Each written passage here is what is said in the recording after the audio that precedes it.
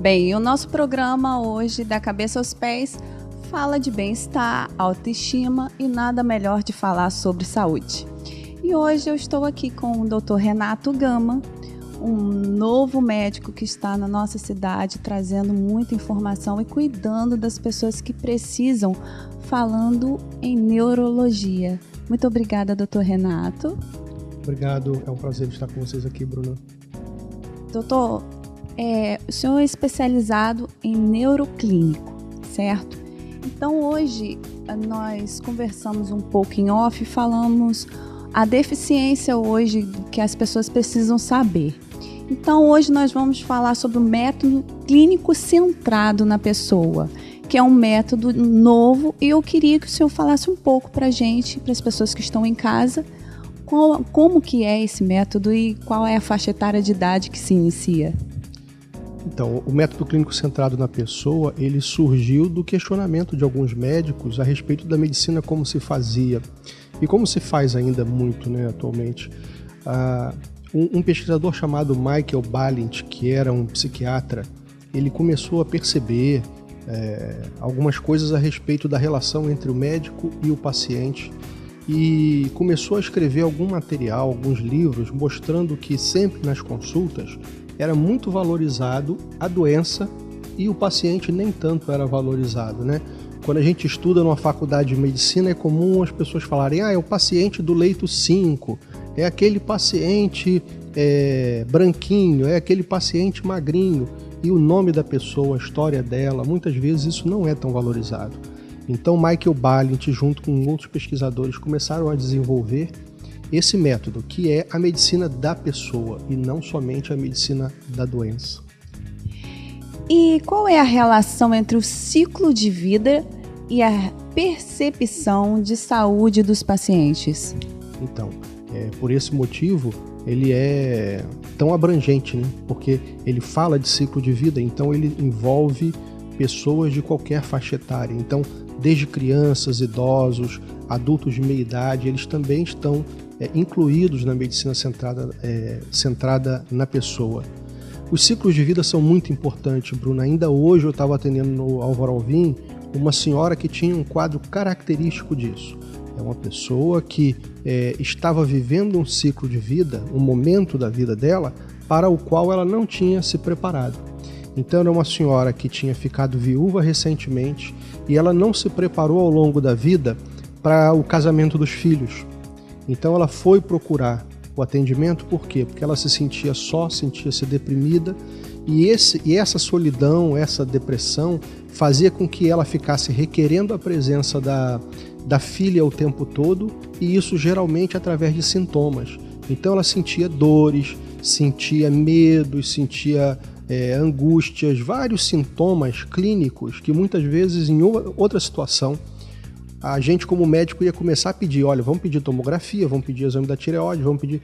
Mas conversando com ela, dava para perceber nitidamente que era uma alteração relacionada ao ciclo de vida.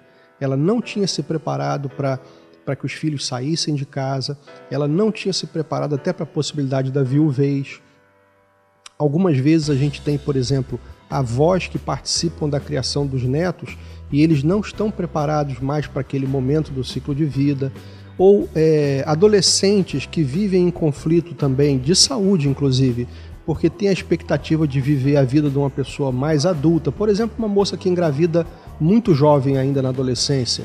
Então esse tipo de conflito, esse tipo de problema estão relacionados aos ciclos de vida, fazem com que muitas pessoas procurem o atendimento médico sem obrigatoriamente isso ser uma doença, e é importante que o médico que trabalha centrado na pessoa leve também em consideração essas possibilidades.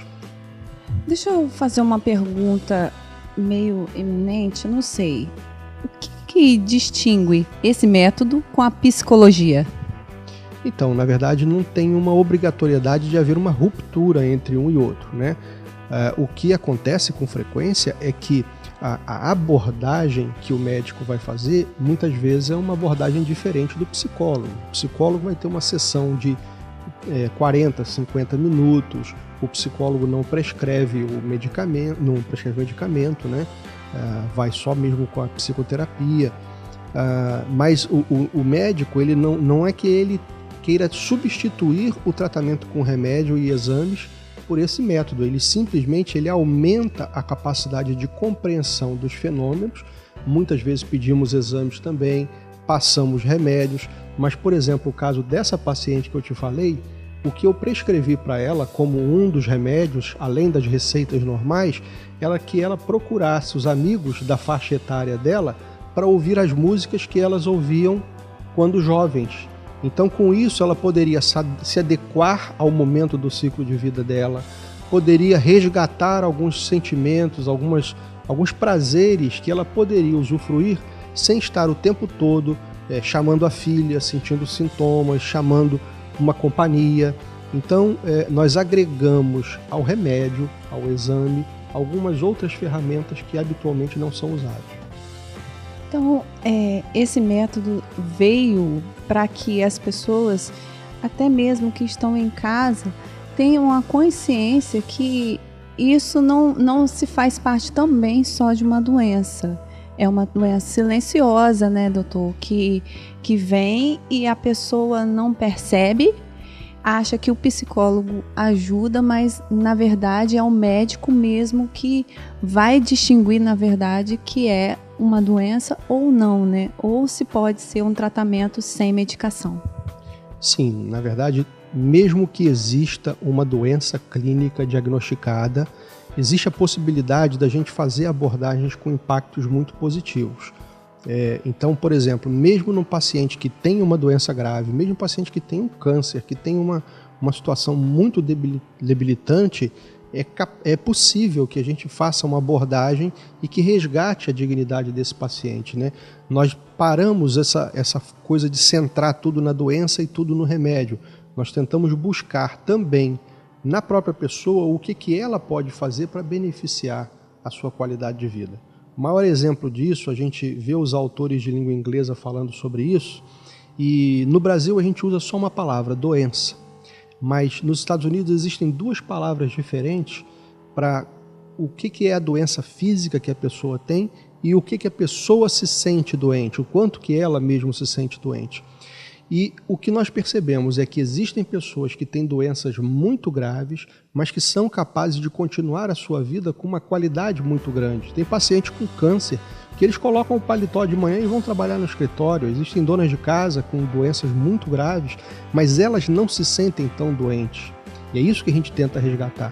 Por outro lado, existem pessoas que não têm uma lesão física tão grave e elas se sentem muito incapacitadas. O maior exemplo disso é a fibromialgia.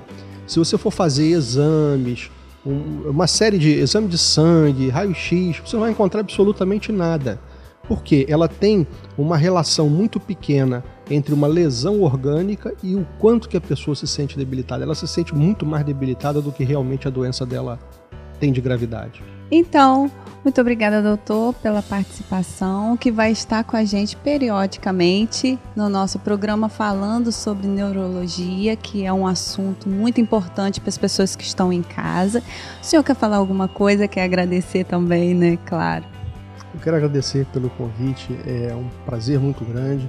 Agradecer à cidade de Campos, né, que a gente está aqui algumas semanas morando aqui e temos sido muito bem recebidos. A cidade é muito agradável, as pessoas são muito agradáveis e nos colocar à disposição também de você e de todos os cidadãos aqui da nossa cidade.